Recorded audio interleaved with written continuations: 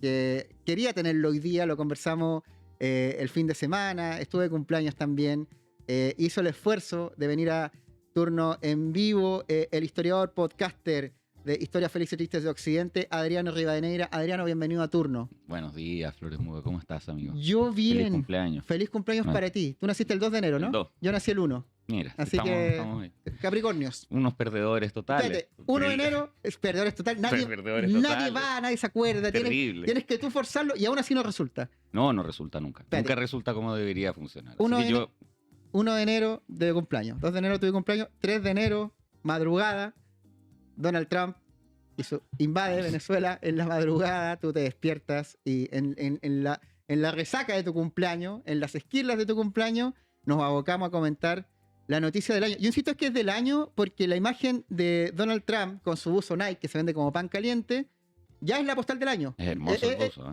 Yo lo quiero. No, yo también, pero parece que está agotado. Es que todos lo quieren. No, sí, ya está. Imagínate un Halloween con eso. Había que hacerlo antes. Pero bueno, ¿cuál es tu lectura de lo que pasó? Mira, yo creo que es la noticia más importante del año para nosotros porque es algo que está sucediendo aquí.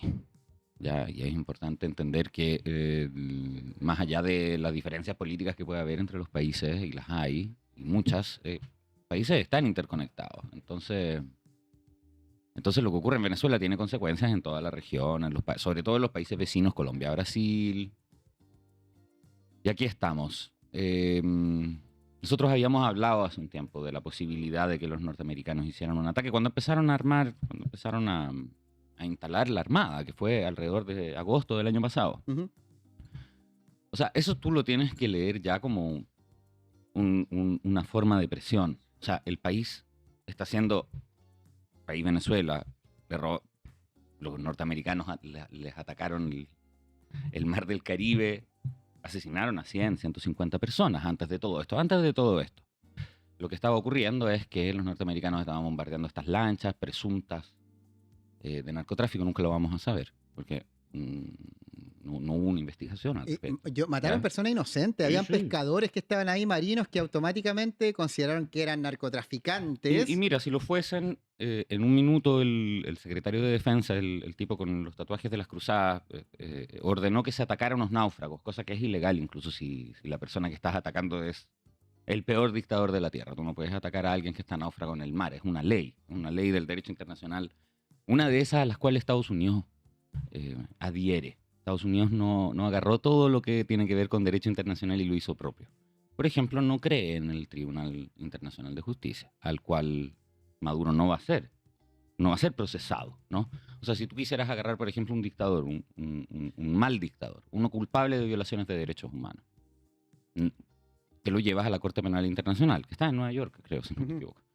Y Maduro no va a ser así. Maduro está siendo investigado por narcotráfico.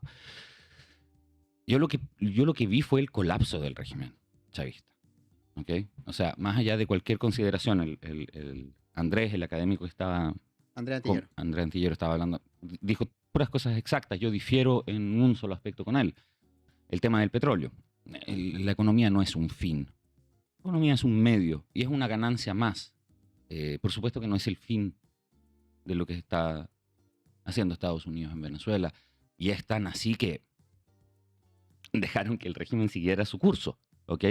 O sea, se robaron al presidente de Venezuela, lo raptaron. Eso es una operación de secuestro. Sí, eso es una operación de secuestro. No tiene ninguna legalidad. Y si los Estados Unidos se dice a sí mismo que lo que está haciendo es legal, a mí me deja del todo indiferente. El Congreso estadounidense incluso alegó que, o sea, una operación de estas características, y así lo ha hecho siempre en general, o sea, con todo lo que tú puedes decir de Estados Unidos, de que invade países, interviene democracias, pero con la venia de su propia democracia. O sea, el Congreso estadounidense te aprueba que tú pases a llevar otras democracias. Uh-huh. Pero acá Donald Trump pasó a llevar su propia democracia también. Se saltó al Congreso. Sí, pero el Congreso, digamos, en la persona de Rubio, que es la persona importante aquí. Trump no es la persona importante. Claro, pero Marco Rubio, el secretario de Estado, que es algo así como el canciller. Sí, es el tipo que ve las relaciones además con todo lo que es el Congreso. Si hubieran hecho una votación habría pasado. A ver, pero no se hizo, po. No, pero el Congreso ya había sentenciado que este cártel de los soles, que esta invención plástica de de familia narcotraficante, no sé, de cártel venezolano, como una organización internacional terrorista que está haciéndole daño a los norteamericanos. Por eso el Congreso lo estableció. No, sí, pero Ok, yo creo que entonces algo de conducto regular. No, no, Como, si el con con- el- Donald Trump se lo pasa por ahí. Y ok. eso también revierte características de cuando un poder del Estado pasa a otro poder del Estado, se acerca mucho a la definición de dictadura. O sea, lo que está definiendo Trump, si es que ya no lo es un dictador igual que Nicolás Maduro. Me refiero igual en el sentido de que es una persona que no tiene respeto por las instituciones, sino más bien por su búsqueda política, ideológica e incluso personal. No, mira, Discrepa si quieres. volvamos, sí, discrepo. Pero discrepa. En Estados Unidos no sucede lo que sucedió si no hay apoyo del Deep State, o sea, del Estado, del Pentágono, ¿no? El Pentágono es la estructura que da más trabajo en el planeta. Tiene 5 millones de empleados. Pero el Pentágono no es el Congreso. Eso es lo No, que no, estoy no, planteando. sí. Estoy hablando de poderes del Estado. Sí, el Congreso ya había aprobado que Maduro es el líder de una organización terrorista internacional. Eso es una cosa. No, Otra cosa y es ya. la operación. Sí, la operación tenía la finalidad de sacar al jefe de la organización terrorista y narcotraficante internacional. Así que no se pasó por encima del Congreso. Yo discrepo, Es un tecnicismo. No, De hecho, si lo hubiera hecho, no habría ocurrido. O sea, si para el Congreso fuese una prerrogativa reaprobar la operación para arrestar a una persona que ellos ya juzgaron, que ya dijeron ser un criminal internacional, un violador de derechos humanos, un terrorista, Trump no habría apretado el botón que da el vía a la operación y la operación no habría dado el vía. bueno, ¿Ok? está bien, pero salgamos de ahí. Ok. Yo discrepo, pero salgamos de ahí. Volvamos a la operación en sí misma y a las implicancias que va a tener el intervencionismo mismo, porque lo que viene ahora amenazó a Gustavo Petro, que es el que viene en camino, y este antecedente, que uno dice, un antecedente no, pero Estados Unidos siempre lo ha hecho. Lo que hace es que hace mucho tiempo no lo hacía de manera tan explícita y tan cerca de nosotros, lo que tú planteabas, tan cerca de Chile, tan cerca de No nos asustemos. América Latina. No. No nos asustamos porque, bueno, tenemos a José Antonio Cast de presidente electo, me imagino que... Imagínate si hubiese ganado Jara. Claro, por eso te lo planteo. Estaríamos legitimados a tener un poco más de miedo y yo te creo y estoy de acuerdo con eso. Pero las cosas siempre han sido así, ¿ya? O sea, caernos del árbol de peras de una mañana a otra y ser capaces de ver a uno que se supone que es nuestro aliado, pero a ellos les debe dar mucha ternura que nosotros los llamemos aliados. No son nuestros aliados. Ellos son nuestros hegemónicos, nuestro poder hegemónico. Nosotros somos clientes de los norteamericanos. Y la única cosa con la que difiero con Andrés, con el académico que invitaste, es que es la finalidad de la operación. Los norteamericanos aquí están haciendo una sola cosa. Aquí no hay que perderse, ¿ya? Después digamos, los éxitos laterales, las ganancias secundarias que puede obtener Estados Unidos al respecto de lo que pasa en Venezuela son secundarias. Aquí hay que expulsar a los chinos del continente, ¿ya? Y eso es fundamental para los norteamericanos. Todo lo que está pasando en Europa tiene que ver. Todo lo que está pasando en Ucrania, todo lo que está pasando en Medio Oriente, todo lo que está pasando en África, en Asia. La geopolítica de los norteamericanos sigue un solo camino, que es el de dañar, perjudicar y aislar a China y a sus aliados, ¿ya? Y esa ha sido la actividad de los últimos 12 años de Estados Unidos. No es Trump solamente. Y ahora se puso real. Siempre lo ha sido, nunca explícitamente. Digamos que nunca nos han mostrado el video del imperio, como están haciendo ahora.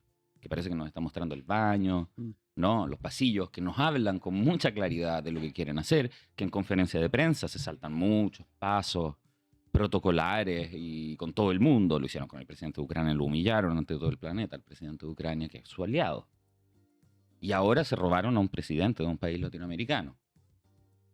¿Y lo pueden volver a hacer? Sí. Ahora, Colombia, tú me decías Colombia. Colombia es un país distinto. Colombia es un país militarizado hace 50 años, porque tuvo una guerra civil por 50 años. No hay ningún otro factor, digamos, de riesgo. Los generales son gente formada en la CIA, así que tienen formación norteamericana, las fuerzas especiales colombianas también. O sea, en el caso de invadir, de hacer lo mismo, de hacer el mismo show en Bogotá, se dispararía de vuelta. Y a mí me llamó mucho la atención el hecho de que nadie disparó de vuelta en Caracas. Y eso yo creo que es el único aspecto que vale la pena revelar, porque lo demás es especulativo. O sea, existe el poder todavía ejecutivo en Venezuela. Eso significa que hay una estructura estatal. Había una estructura estatal con Maduro y la hay sin Maduro. Hay una persona que asume el poder, el ejército la reconoce como legítima, ¿ya? A esta vicepresidente. Y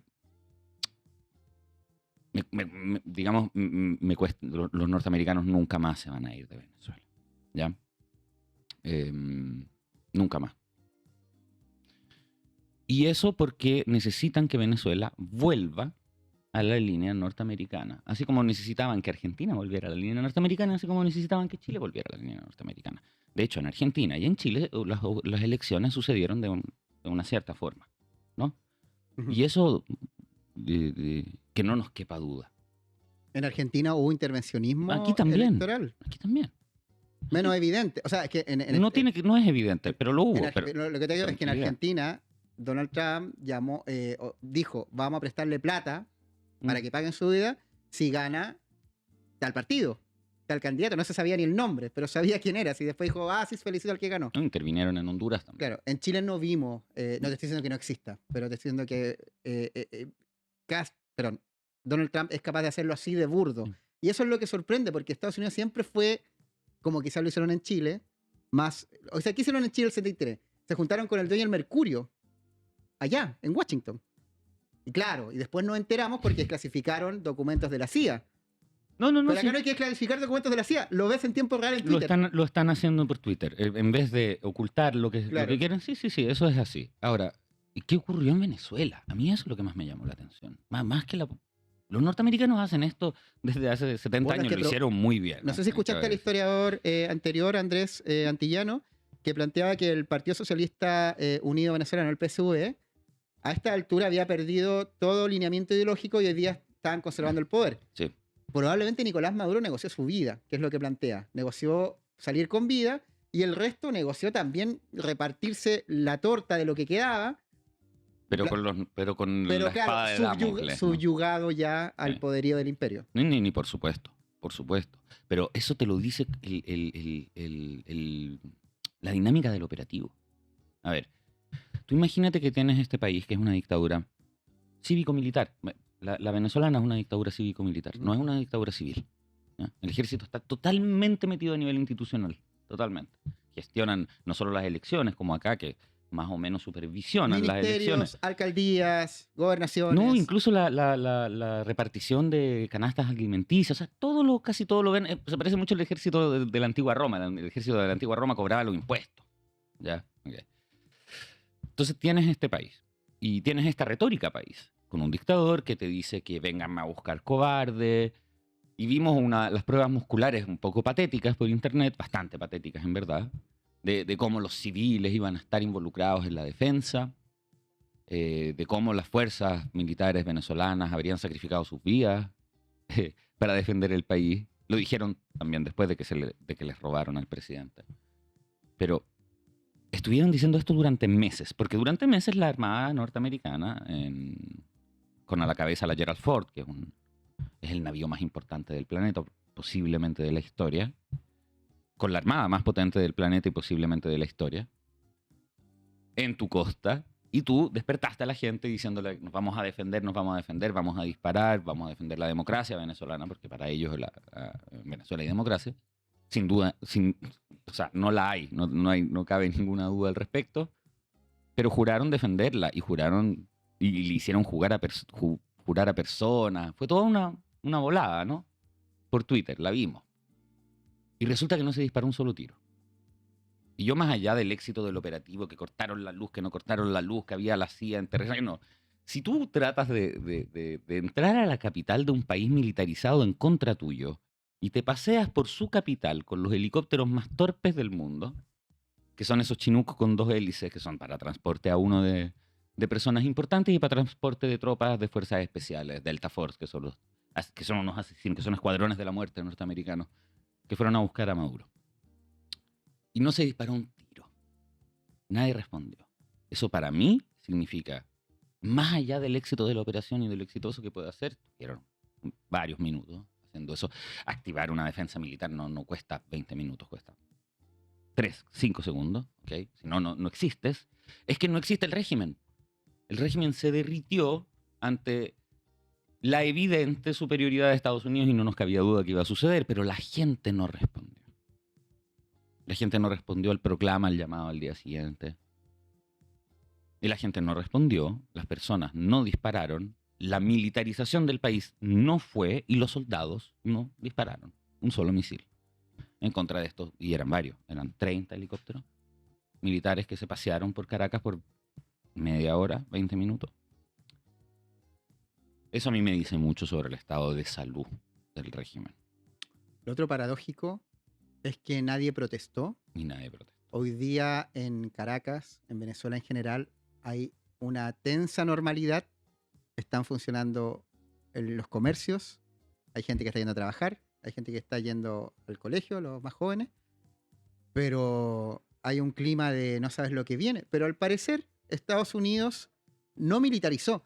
Lo digo porque, bueno, está el caso de Panamá, de 1989-1990, la Operación Causa Justa, donde también fue lo mismo con Manuel Antonio Noriega, pero en ese caso sí estaba militarizado Panamá. Y tuvieron que desembarcar, Y tuvieron que desembarcar, Claro y que sí. hubo una operación militar en el sentido más clásico, como que hay más Call of Duty, por así decirlo. No, una operación anfibia, Claro. que es una cosa súper riesgosa, en la cual estás súper expuesto, las vidas humanas están expuestas, aquí estamos Y hablando de hecho personas. Donald Trump y el gobierno estadounidense y el ejército estadounidense tenía esa operación en mente para realizar esto. Querían Sí. que replicarla. Y que fue a fines de diciembre del 89, principios del 90. Y de hecho, un dato de efeméride. El 3 de enero del 90 es el día que capturan a Manuel Antonio Noriega. A Manuel Noriega, sí. También un 3 de enero, pero en 2026 capturan a Nicolás Maduro. Que era otro narco y que era un aliado de Estados Unidos. Claro. Noriega fue aliado mucho tiempo de Estados Unidos. Y bueno, y ahí Tres cuartos de su ahí gobierno, estaba el tema ¿no? del canal de Panamá, Sí. que también había un Eh. interés tremendo porque es estratégico y Estados Unidos siempre quiso y quiere el control de... No, los estrechos son lo único que importa para la globalización, digamos, lo hemos dicho otras veces, repitámoslo, porque nos vamos a ahorrar. La globalización es un sistema militar, no es un sistema económico, y es un sistema militar que funciona si tú controlas los estrechos. Porque el océano es incontrolable, ¿no? O sea, no puedes controlar el océano en cuanto tal, pero sí puedes controlar los puntos a través de los cuales nuestros barcos con nuestras cosas que vemos, el 90% de las cosas que vemos viaja vía mar, todo. Así que todo lo que viaja vía mar, o sea, el 90% de todo lo que vemos es y pasa a través de los estrechos. Y el control de esos estrechos es la globalización, que es el liberalismo, si quieres, es la ideología de este sistema militar. Y ahí estamos. Esto, lo que ocurrió en Venezuela, yo lo llamaría más bien mantenimiento de la globalización. O sea, aparte del mantenimiento que necesitaba el sistema militar norteamericano con su sistema ideológico, que es el liberalismo, es quitar a los aliados del otro que quiere apoderarse de la globalización, que es China, y mantenerlo lejos de nuestro continente. ¿Ok? Eso va a seguir ocurriendo en la medida en que China siga teniendo cierta influencia en la región. No es que va a desaparecer China, ¿ok? Pero no puede tener relaciones preferenciales respecto a los norteamericanos con nosotros. O sea, nosotros no podemos poner antes nuestras relaciones con China que nuestras relaciones con Estados Unidos. Y eso depende, para los que vivimos de economía como nosotros, que somos estados clientelares, lo siento, somos estados clientelares, vivimos de economía. Entonces, en el minuto en que China tiene mayores inversiones respecto a Estados Unidos, nosotros vamos a ir naturalmente con el país que tiene mayores inversiones, porque somos países que viven de economía. No sé si le has hecho caso, pero en todas las campañas electorales de todos los países que vivimos de economía, que no somos solo nosotros, son los italianos, por ejemplo, también, los alemanes también, son también estados clientelares, son mucho más estados clientelares, están mucho más sumisos que nosotros. Ellos tienen bases norteamericanas en su territorio. Todos nuestros problemas tienen que ver con economía, las pensiones, la salud pública, la educación, ¿no? El estado de las calles, la pobreza. Todo eso es finanza y economía. Nosotros vivimos solo de eso, los norteamericanos no. Por eso el motivo no es el aceite, no es el petróleo, no es las tierras raras, que nunca faltan cuando te pones a discutir de estas cosas. Siempre hay alguien que sale con las tierras Ujú. raras. En Taiwán casi estalla la Tercera Guerra Mundial en los años 50, no había ningún microchip, no había ni una tierra rara en ninguna parte. No vamos a asistir a un desastre en Venezuela, ¿ya? En el caso específico de esta intervención, y eso te lo dice el hecho de que hubo una continuidad después de Maduro. Los norteamericanos podrían haber, ¿ok? Adriano, hubieron 32 combatientes cubanos fallecidos en esta operación estadounidense el día sábado 3 de enero. De hecho, el gobierno de Venezuela le rindió homenaje mediante su canciller Iván Gil. Y te menciono a Cuba porque hoy día Donald Trump, a bordo del Air Force One, dijo: Cuba está a punto de caer. También en la línea de ir amenazando a Gustavo Petro. Y Cuba, que la caída de Cuba es algo demasiado simbólico, porque Sí. Venezuela es más reciente, el chavismo comenzó en 1998, 98. pero la Revolución Cubana partió en 1959 y dijo que está a punto de caer. Los muertos en la operación venezolana fueron cubanos, entonces hubo un régimen, hubo una alianza simbiótica entre Cuba y Venezuela desde que llegó Chávez al poder y también con Maduro, pero ahora el objetivo parece ser Cuba y lo dijo hoy día Donald Trump. No, y Rubio también el otro día dijo, en conferencia de prensa post-Venezuela, dijo algo: si yo fuera un político cubano estaría súper preocupado. Yo también, pero Venezuela es un estado fallido. A ver, aquí, digamos algo polémico, digamos algo que no nos va a hacer más populares, pero hay que decirlo, yo creo que hay que subrayarlo. Cuba y Venezuela son dos estados que han estado bajo asedio y sabotaje por décadas. Y por eso son estados fallidos. Son estados fallidos porque son comunistas, son estados fallidos porque no han podido ejercer su libertad comercial y macroeconómica libres de el asedio de los norteamericanos y de los otros países occidentales. Podemos subrayar el hecho de que en el Banco de Inglaterra está todo el oro venezolano secuestrado, así como los fondos rusos están secuestrados por la Unión Europea por la guerra en Ucrania. Los norteamericanos, los ingleses y varios otros países europeos no han tenido ningún escrúpulo en los últimos 20 años en impedir que Venezuela pueda vivir libre su economía, simplemente porque no tiene una idea política de sí afín con el capitalismo y la religión y las porquerías de propaganda que disparan los occidentalistas. A Cuba le hicieron lo mismo. O sea, Castro, yo tengo mis dudas que fuera comunista. Y por lo demás, el golpe que hizo Fidel Castro contra Batista fue súper justificado. O sea, Batista era un mafioso. O sea, Batista tenía reuniones con Lucky Luciano en Cuba para abrir casinos y cosas. Era un mafioso, era un gángster, ¿ya? Entonces sí, estaba justificado el golpe de Castro en cuanto el tipo era un gángster, exactamente como está justificado el secuestro de Maduro. Sí es que es un gángster, cosa que yo no creo. O sea, es otra invención norteamericana. Es otra excusa la del narcotráfico, como bien dijo el académico Andrés Antillana antes que yo. O sea, esas son excusas. Como es una excusa la del petróleo. Y Trump tiene que justificar esto, necesita un relato. Y el relato del petróleo es un buen relato, no es un mal relato. Decir que tú quieres el petróleo. Y Venezuela está en esta dificultad porque es un país que ha sido saboteado durante 30 años por Estados Unidos, y Cuba tiene la dificultad que tiene porque lleva 70 años bajo asedio de los norteamericanos. Eso siempre es la premisa con la que tenemos que empezar a hablar de este tema. Independiente de que los regímenes se deberían rendir en algún minuto y decir, pucha, esta hueva no va a resultar con estos tipos aquí. Si tú tenías a la Unión Soviética defendiendo y ya no la tenías, difícil. Ya los chinos y los rusos con Maduro, a Maduro lo vendían. O sea, si no lo vendieron ellos, que llegaron 2 días antes, yo vi el perfil de Instagram de Maduro, en una foto con los chinos 2 días de hace 3 días. Le deben haber avisado. China tiene inteligencia en la región, no es un país, ¿ya? Y si Maduro no sabía, pucha, es otro, digamos, evidencia de la pobreza infinita en términos de ejercicio del poder y la capacidad de respuesta que tiene el régimen chavista. Ninguna, en absoluto. Es bien trágico eso, porque uno piensa en las dictaduras como en unas cosas que tienen poder. No tienen poder si la gente no los apoya. Las dictaduras necesitan de consenso, de amplio consenso. Mira lo que pasó en Afganistán. Los norteamericanos le entregaron de vuelta el país a los talibanes y los talibanes se lo tomaron sin disparar un tiro. Bien parecido a lo que pasó acá. Es casi como si la gente estuviera tan cansada que dejaron que se lo llevaran. Oye, sí, a ver, estamos hablando de un vuelo sobre la capital, de un vuelo lento. Podría haber pasado cualquier cosa durante ese operativo.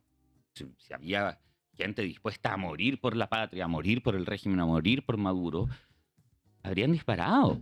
Y yo creo en eso, yo creo en el factor humano. Mucho más que en cualquier otra, digamos, intuición posible.